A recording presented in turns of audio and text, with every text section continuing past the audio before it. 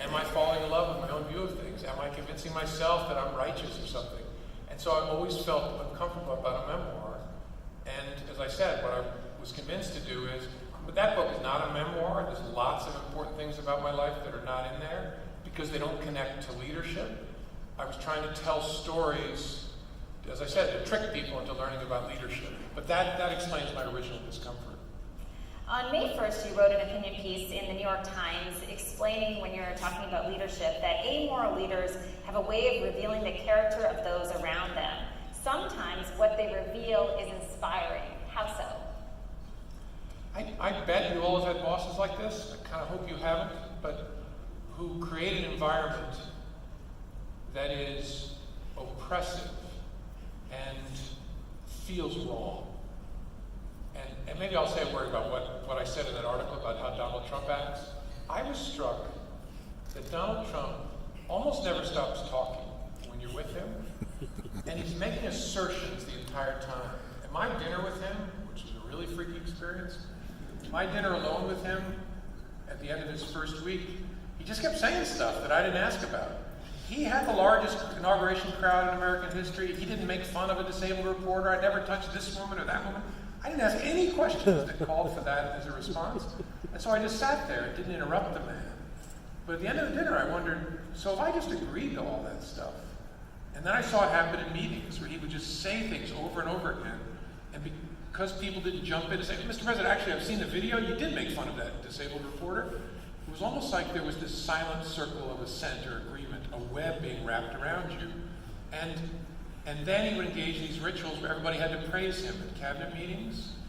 And it gradually, as I said in that article, this is harsh language, but I meant it, he gradually eats your soul and eats it piece by piece by piece. Now what that reveals is the occasional leader who's like, that is not happening.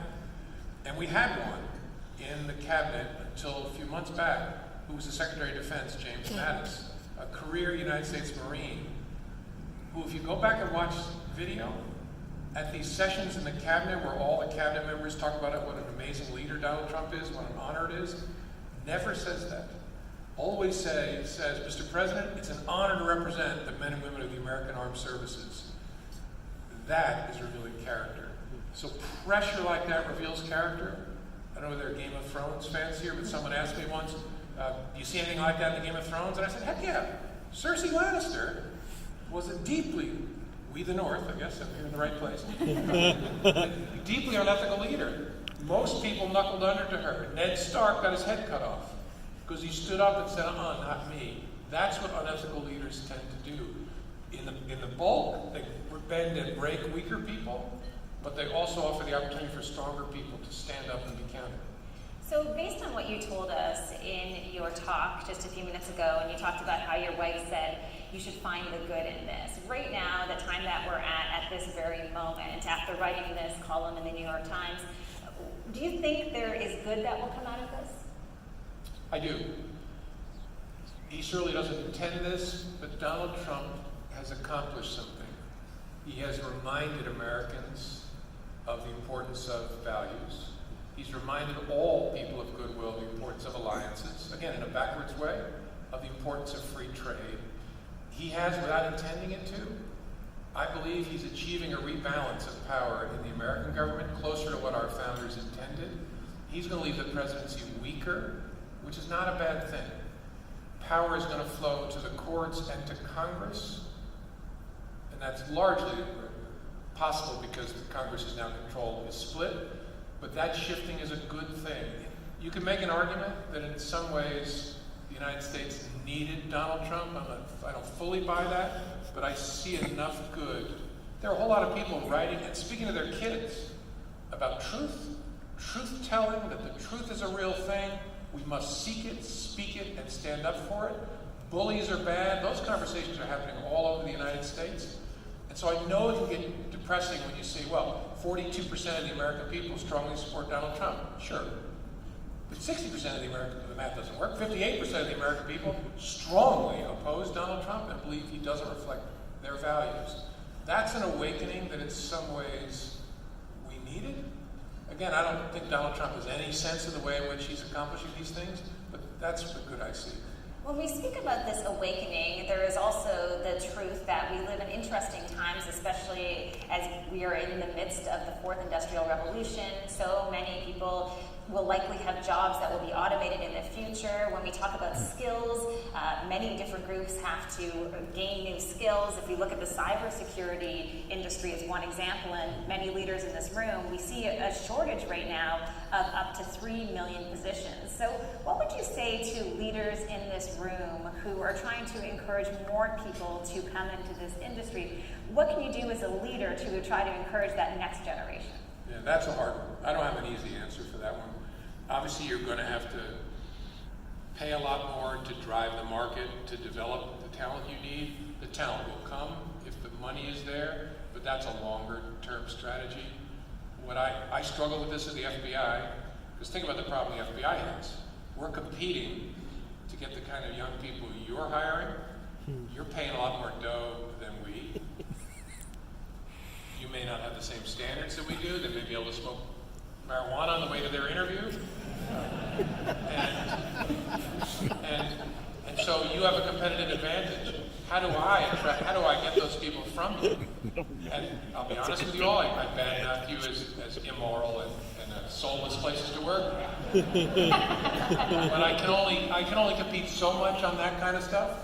What I ended up deciding we had to do, which I bet you all are doing too, is we have to grow our own to a certain extent. Until the market responds to the price signals that drive lots more talent into this field, it's not an answer to say, I'll just steal the people from Cisco, although we did a lot of that kind of stuff.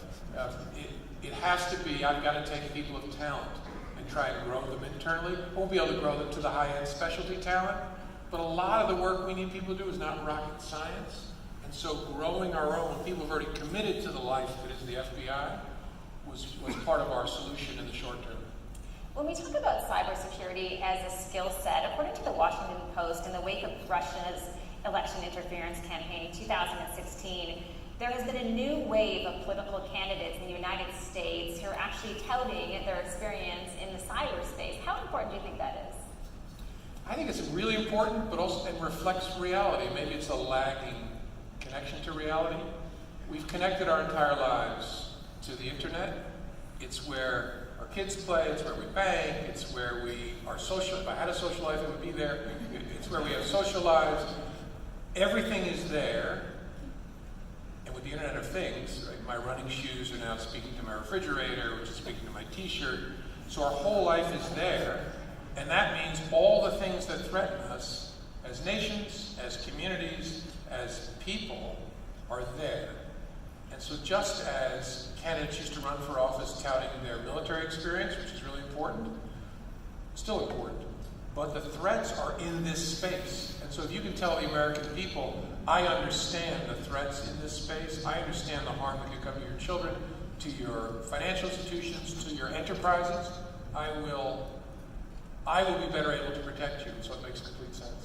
You also said something really interesting at dinner last night when we're talking about cybersecurity, that you, while you were at the FBI, didn't necessarily believe that the cyber group should be an independent group. You believe that those skills should permeate throughout the FBI. Can you talk about how important that is to an organization? Sure. This was the big strategic struggle at the Bureau.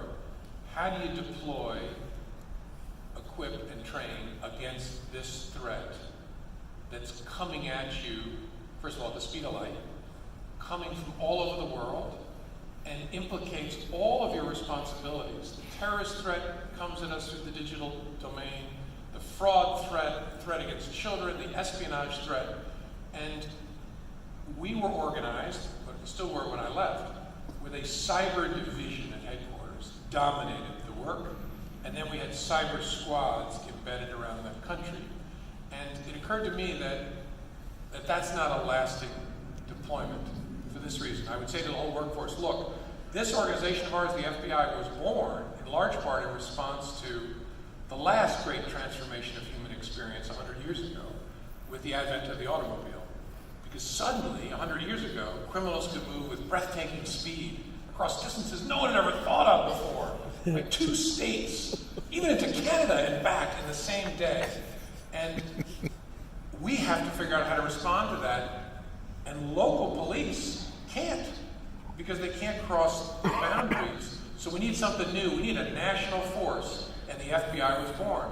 But we didn't create a car division at headquarters.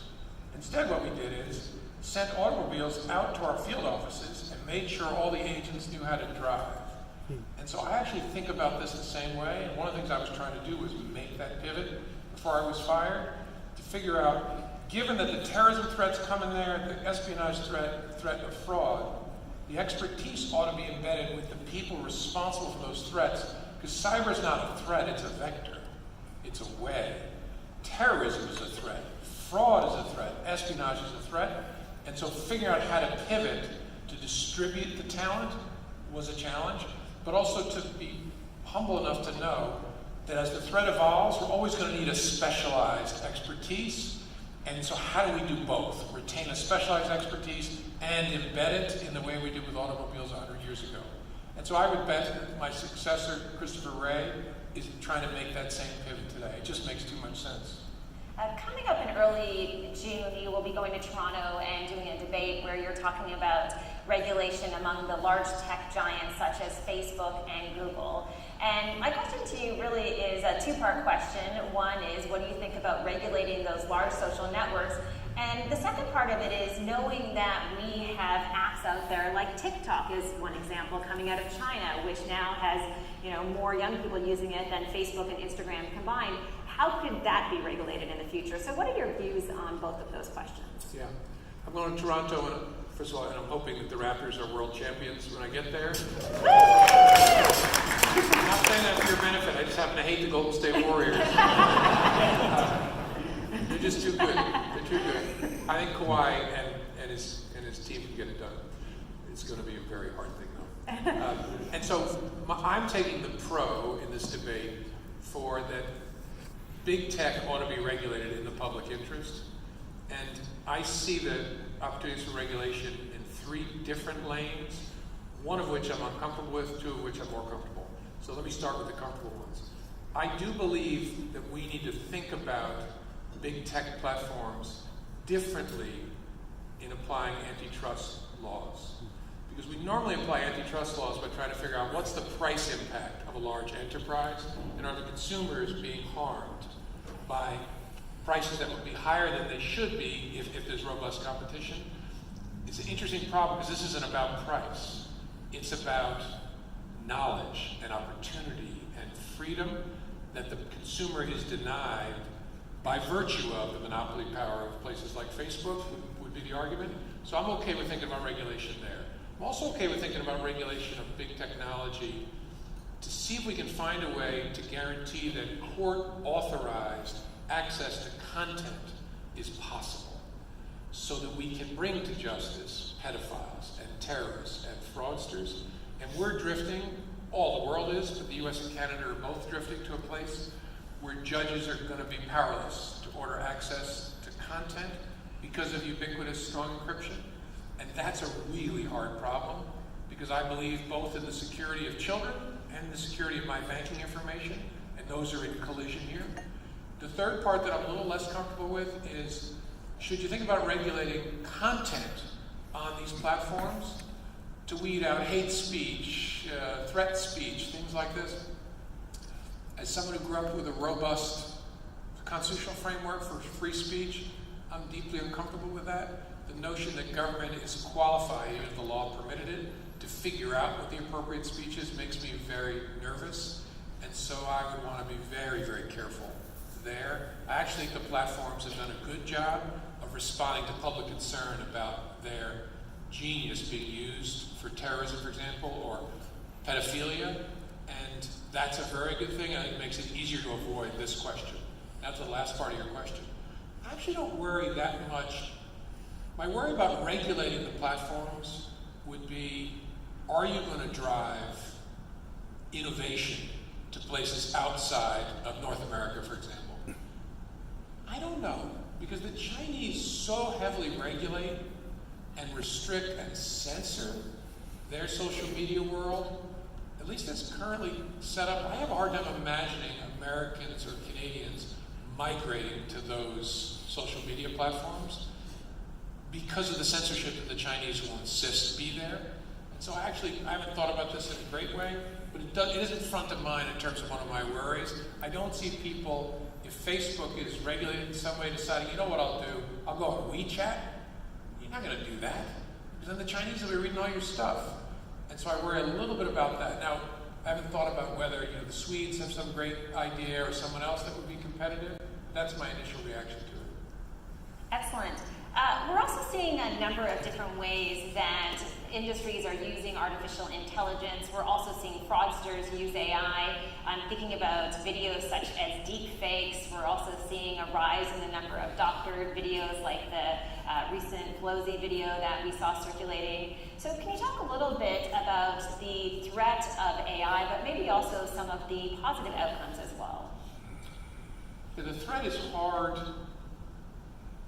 to describe, and especially to answer the question of what you're going to do about it. I don't have a great answer to the coming, which we're going to see, the coming epidemic of deep fakes, except maybe the velocity and dispersion of the digital world itself. Take the recent video about Nancy Pelosi that appeared to depict her struggling. Yeah, it was largely, there were some of it that were absolute fakes and some that were misleading, but the internet responded immediately. And thousands and millions of voices jumped on it immediately and said, hey, watch out for this. And so in that crowdsourcing, there's a truth seeking that government is actually not up to. The government isn't agile enough to say, oh, this video, let us look at it and decide, I'm going to put a warning label on it. I think there's greater utility in just allowing the crowd to jump on it. There's some dark sides to that I don't think I can fully deal with, but that's my initial reaction to that. AI in general. I was talking at dinner last night about the relationship between the FBI and the CIA. They used to not speak to each other. In fact, literally didn't speak to each other as of 1972 or so, because J. Edgar Hoover banned all communication. And the last two generations have been trying to build a connection. We are in such a place now that we not only speak to each other in appropriate ways, we share enormous amounts of data appropriately. We're awash in data. If the problem at 9/11 was we're not telling each other where the dots are, now the problem is we're delivering trainloads of dots on a daily basis. And so finding, to switch metaphors, finding the needle in that haystack is our challenge. And the problem when it comes to terrorism, for example, is even harder, because we need to find a piece of hay that might turn into a needle. Because if it's a needle, it's probably going to be too late. Something's about to happen. And so how do you do that? We have to use some of the tools of artificial intelligence to comb through that. But we have to be humble enough to know that we have no idea what we're doing. I don't mean that about the FBI, I mean that about all of us. And that the power of AI is in part that we don't really understand its power. And so in some form or fashion, there has to be a human being involved, especially when you're talking about the powers that the FBI has, because a human being has to be accountable for the decision to identify that person as a needle and then to take action. It can't be, well, a card got spit out of the computer and so we went and grabbed the guy. So in some way we need to respect and appreciate the tool, but also respect and fear it enough to maintain a human oversight. One more question for you. On February 20th, you tweeted the very popular George Orwell quote, "The further a society drifts from the truth, the more it will hate those that speak it."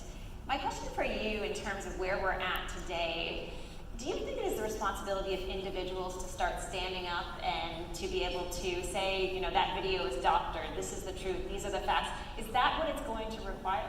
Yes. And if there's goodness in the Trump era, it's that. There's danger especially in the States, that we will become numb to a situation we've actually not seen, I don't think ever in our country, certainly not in 100 years or more, and that is a president who lies so much. And this is going to sound like a shocking statement, but I hope even if you're a supporter of Donald Trump, you'll take a moment and evaluate whether the statement I'm about to make is true. A president lies so much that we start becoming numb to it and disregarding the central norm of our public life in the United States. That is, that we hold leaders accountable to the truth. I think whether you like Donald Trump's approach to whatever it is, that's true. And the president lies a lot. Now, if you're a supporter of Donald Trump, you say, well, it's worth it in some ways, or he's a disruptor, or something like that. I'd love to talk to you about that, because I don't see it that way. But the president lies a lot. George W. Bush lied when he said there are weapons of mass destruction in Iraq. Barack Obama lied when he said, you can keep your doctor if you like your doctor. And then you know what happened? They spent the rest of their terms, and probably the rest of their lives, explaining to us they're tethered to the touchstone of truth. It wasn't a lie. I thought, I understood, I meant, because we held them accountable to that. The danger we face today in the States is there's such a tidal wave of lies that it risks washing away that touchstone like a sandcastle at the beach. So the rest of us just give up and become numb to it. Look, I wake up in the morning sometimes and the President of the United States has tweeted that I've, committed treason or I should be in jail or something. And you know what I do? I shrug. There he goes again. Oh, God. And I ignore him. That is a mistake. Because in my shrugging and my smiling, because there's literally nothing to it, there's a danger that I'm accepting this circumstance that there's no longer a touchstone of truth. So, if there's goodness, and I believe there is in this area, it's all of us realizing that every one of us owns that touchstone and must speak about it, stand up for it, and defend it. I do not love this phase of my life. I like being here with you, by the way. And you like Winnipeg. But I don't love this celebrity phase of my life. It will go away. But I would be a coward not to be speaking now. But I actually feel that way about all of us in the United States. Every single person should be standing up for those values, and especially that touchstone. And I guess you would say the same to all of us in Canada. We're coming up to a federal election. We have our own share of misinformation and disinformation as well. Yes, I would. Look, the truth exists. There's a danger that we'll all say, you know what?